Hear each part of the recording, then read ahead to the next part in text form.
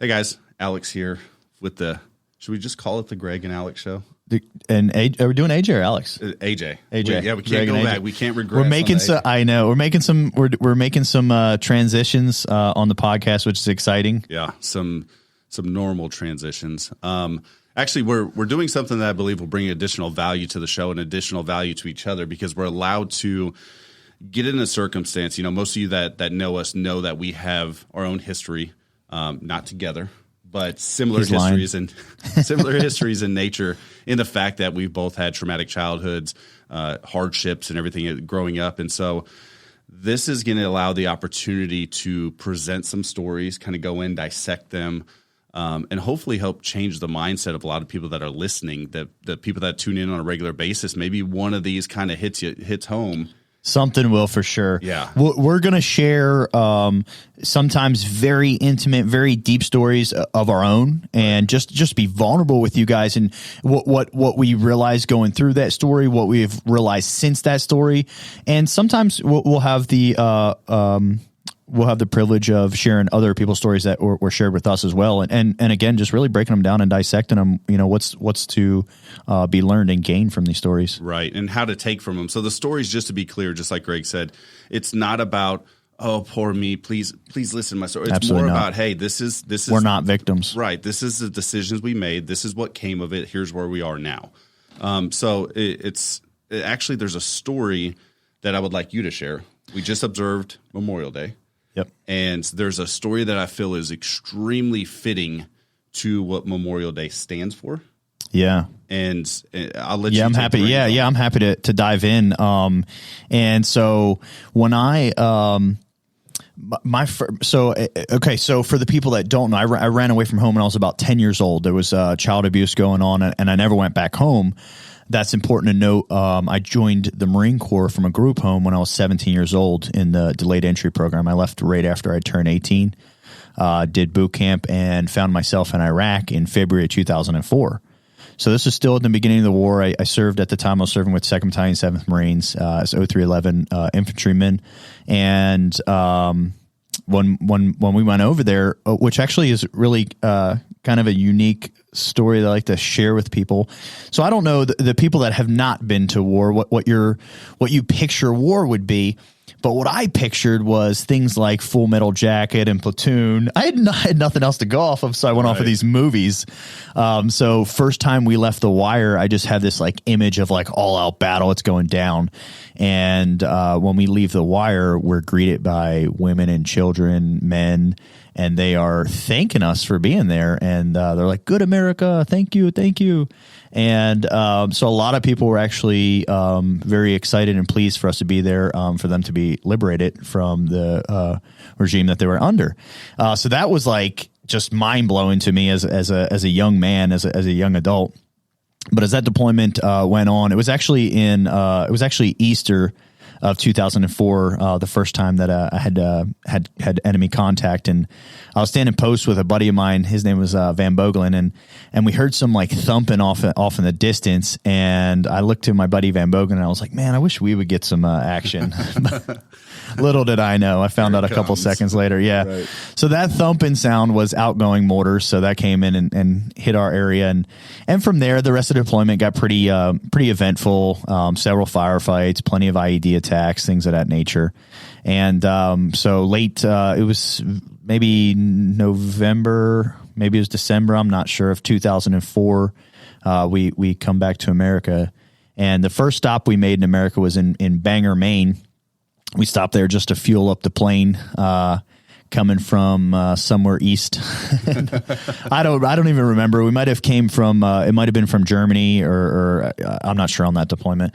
And so we stopped, fuel up. It was really cool to be in America, but you're just like in this little section in an airport. So it was like a teaser. You're there, you're not. Yeah. And then we fly over to March Air Force Base, and that's where they had buses waiting for us in March Air Force Base, California. I was stationed in 29 Palms. So we load up on these buses and they start driving us back. And well, I think it's like a 2.5 hour drive, but at the time it was like 13 years. Right. It's like forever. Especially, so March Air Force Base, I used to live right down the road from it. Oh, wow. growing Really? up. So it brings back memories when you talk about that place, because when I was there, it was still active. You know, it was an active Air Force base. My understanding now is it's more of a reservist, kind of laid back. But anyways, not to interrupt you, go back to, 29 Palms. Yes, it's the hell away from March Air Force Base. Just want to, but for those of you that have experienced it, you cringed when I said the words. For those of you that haven't, it is it's the devil's playground. It's great. One of the best things that was about 20. So the worst thing, you're out in the middle of the Mojave Desert. The heat, it very closely mimics Iraq, which makes it a great training area. And the fact of it's the largest Marine Corps base, and just being out in the middle of the desert, we pretty much live fire every weapon in the Marine Corps arsenal out there, which was like extremely cool. Right. So we're busing back, and probably maybe about a mile or so before we get to the gates, front gate at the base. There is people. We're like one of the first units. We are not the first unit, but the first wave of units that are coming back from war since Vietnam. And there is people just for like miles before the base, just lining the streets, like welcoming us home. And I got to tell you, it was one of the absolute highest and one of the best feelings of my life. Up till now, I've been abused, institutionalized at war. Life hasn't been so exciting. This is amazing, though, as I felt like, I guess, whatever I imagined a hero to be, I felt like a hero. It was amazing. And so we drive on and we get on base, and they drive us on what's called Victory Field. It's this big field, and everyone's family is there waiting for them right on that field, everyone's immediate family. And I am ecstatic. These people that are on the bus with me, they're my brothers. By a display of action over the course of that last year, they have displayed that they were willing to die for me, and I was willing to die for them. Right. And I was absolutely ecstatic to meet their families. And we got off the bus, and they were excited to introduce me to their families. And so their mothers and fathers and brothers, sisters, some of them already had kids, grandparents. And it felt so amazing. And so as I meet the families after the introductions, they kind of head off, and eventually, before too long, I'm the last person on the field. I totally forgot that I didn't have any family waiting there for me. And I ended up being the last man standing on that field. And I looked around, and it absolutely went from one of the highest to absolutely one of the most memorable and lowest points in my life. I mean, I felt like I went from 10 feet tall to invisible. And it was horrible. And what's important to note around Memorial Day, as I sat there pouting about what I didn't have, there was 8 families from 2nd Battalion, 7th Marines that didn't even make it to Victory Field that day. We 2nd Battalion, 7th Marines suffered 8 casualties of war during that deployment. And the fact of the matter is, while I was pouting about something I didn't have, there was men died protecting the freedoms, so that 17 years later, I sit here and I now have an amazing family. I have an awesome wife. I have kids. I built my own family. So while I was pouting about what I didn't have, what I wasn't realizing, what I wasn't being given gratitude for, was my freedom in the freest country of the world. There's people that fought for that weren't even going to be able to enjoy that, and families that wouldn't even get to be there to honor us coming home. Well, and I think a big thing to take away from that as well is, you're living a life worth sacrifice, because the fact is, you go to war, you're going to have sacrifice. You're going to have loss. There's no question about it. It's not like you're going for a pretend, Call of Duty and everybody comes back and they laugh and have a good time. Like, people are going to go there and they signed up and they choose to sacrifice because they believe in the greater good. They believe in their country, their brothers, their sisters, their family.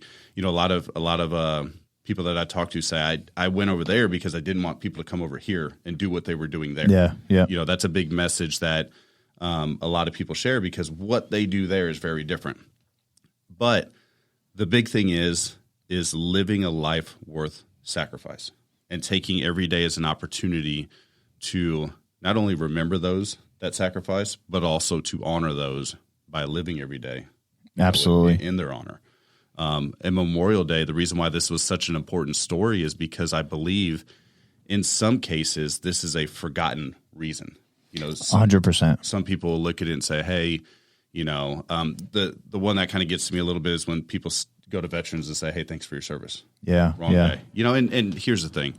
Not everybody's as in tuned with that as we are because of the people we surround ourselves with. But the fact of the matter is, like, this is a very important day. I think what's worth saying, what I feel compelled or called to say is that the people that, whether they go out and celebrate, see, we talked about that. We're not, I'd rather use the word observe or recognize Memorial Day versus, it's kind of hard to really call that a celebration. But there's people that go out and celebrate. Maybe they're celebrating the start of summer, the celebration of opening that pool, having that pool party, going out on the river. The people that don't understand Memorial Day is not Veterans Day or Armed Forces Day. What I think is, what I feel compelled to share is that it would be a goal of mine to create more awareness so that we can give gratitude for those that did not make it back on that day. Yeah. And the people that you spoke about, just not being aware.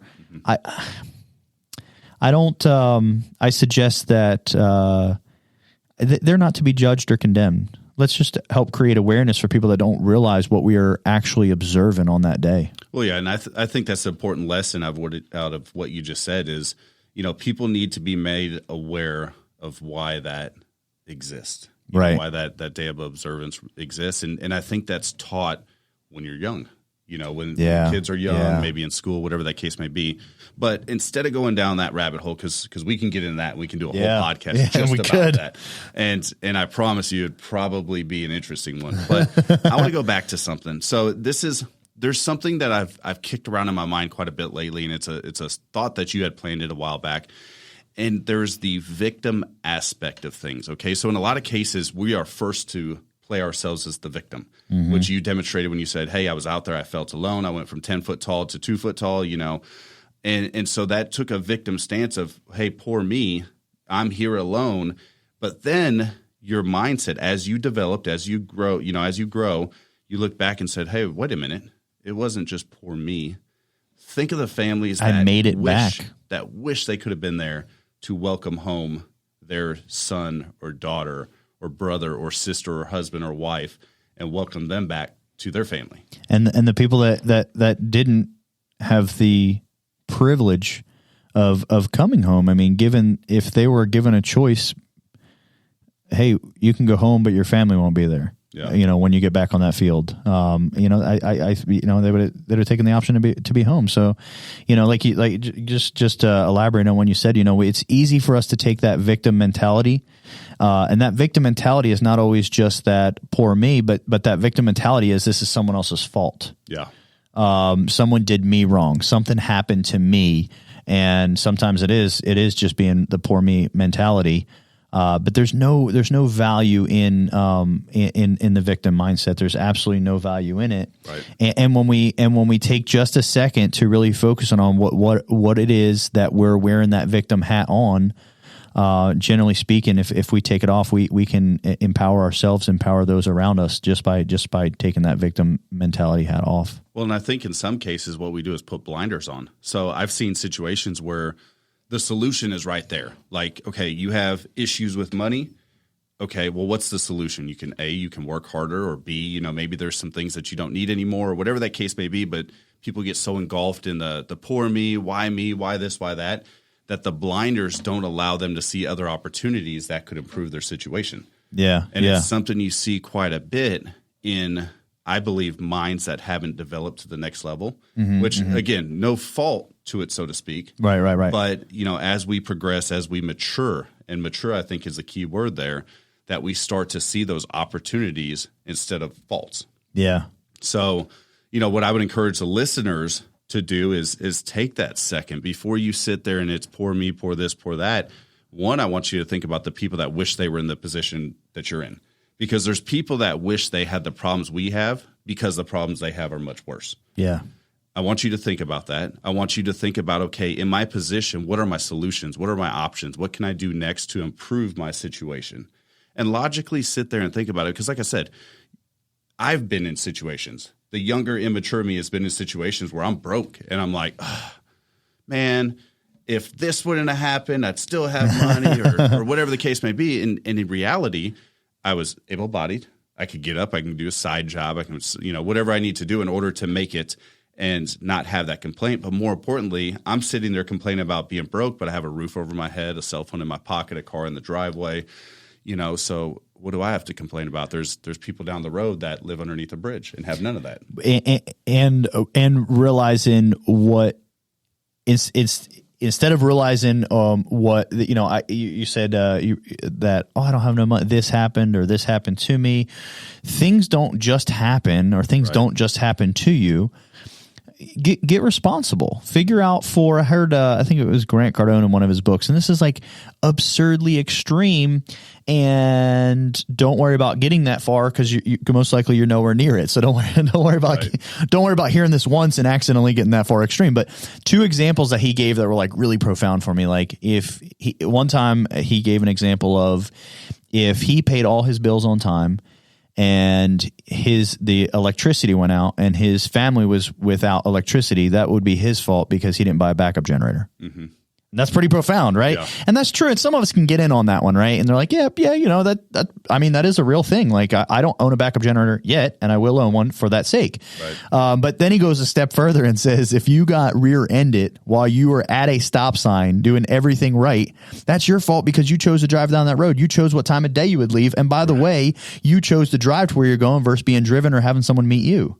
And that's the crazy thing, though, when you look at the depths of that. Now, again, like you said, a little bit extreme. That's getting a little extreme. A little bit extreme. But here's the thing. So back to the generator thing. Like, okay, I always pay my electric bill, everything else on time, right?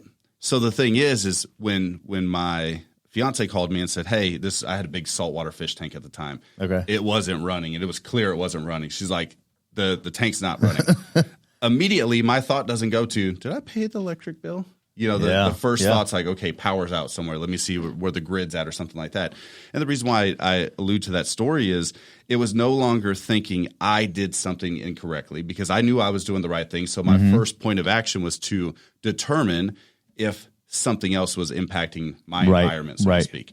Whereas if that wasn't the case, I would sit there and say, did I pay it this month? Well, let me get online and see if I paid it. Is it now? And I would have wasted all that time instead of finding that solution.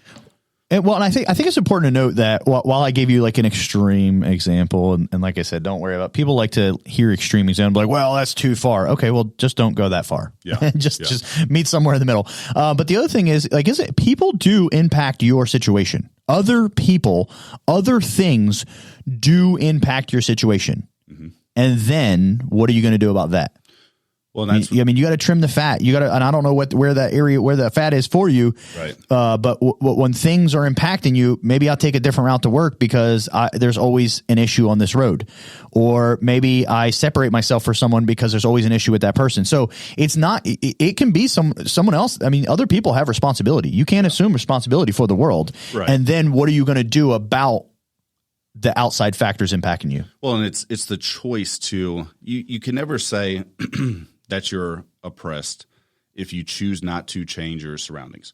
So, for example, let's say my complaint is I'm overweight, but I hang out with people who do not have fitness in mind and do not care about fitness. We talked to someone on a call not too long ago where their friends basically belittled them to some degree if they did not, or if they didn't do participate outside. Right. Which is eating unhealthy and doing all this other stuff. Whereas this person wanted to be healthy, but because of peer pressure, some of those things obviously had an impact on this person. Yeah. But the fact is, if you're not willing to address the situation or remove yourself and change sceneries, then you can't really complain about the thing existing. Right.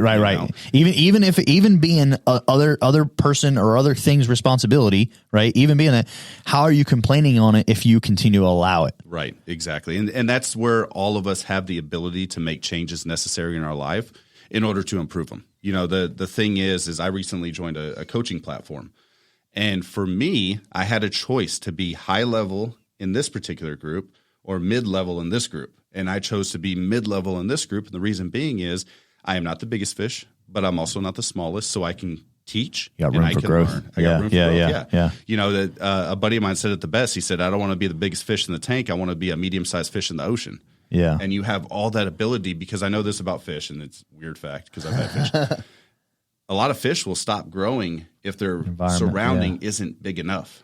And the funny thing is, as human beings, we do the same thing. 100%. If your surroundings are limiting you, then maybe it's time to change those surroundings. And I'm not talking about packing your bags and moving to a different state or something like that. It may just be that your circle of friends or peers or leaders or coaches or whatever that looks like may not be the best one for you, your goals, your family, and your situation. And so so going with when okay, so return to Victory Field, have no family there, right? I didn't do something wrong to cause that, right. But I was capable of changing that. So I went out and started having kids with everyone. And now he's got nothing but family. Now I got family all over. Kristen, so everything that happens from January to December has to be huge because December, all the kids, like Santa Claus comes Oh, to man. town. That's funny. No, it's funny you say that, though. But, yes, you have control of that because you chose, hey, now, from what I've learned of the way I was raised, here's the things I don't want to do. Here's the things I want to replicate. Here's the things I want to enforce in my family so they're aware that I care, that I want them to be disciplined, that I want them to be raised in a respectful manner, that I want them to work hard. That's the thing is you took a lesson and relate it in your own personal life, and now you're growing your family around the lessons you've learned. 100%. Without them experiencing the lessons that you learned. And setting them up for, this just I feel it's on my heart to say, but setting them up for success, setting the kids up for success. Yeah. Based upon all the exposures that I've had and based upon the responsibility that I was willing to take and based upon the new decisions that I've made, I've learned a few things. I've learned a few things that don't work. I've learned a few things that now do work. I can shrink down the knowledge gap for my kids by providing them with some of the exposures that I've had and by some of the experiences and some of the knowledges that I've learned. And I feel responsible to that. Right. Yeah. Well, and my buddy Michael Lush says this. He says, learn from mentors, not mistakes. Yeah. And I'm sure he's heard it elsewhere, but that's true. Like if you know that if you slam your head on this table, it's going to hurt. Like you don't have to slam your head on the table to know it's going to hurt. You just know it's going to hurt. So you don't have to do it, but when it comes to other things that people say, well, yeah, if you go 150 miles an hour down that street, there's a cop down there. He's going to pick you up.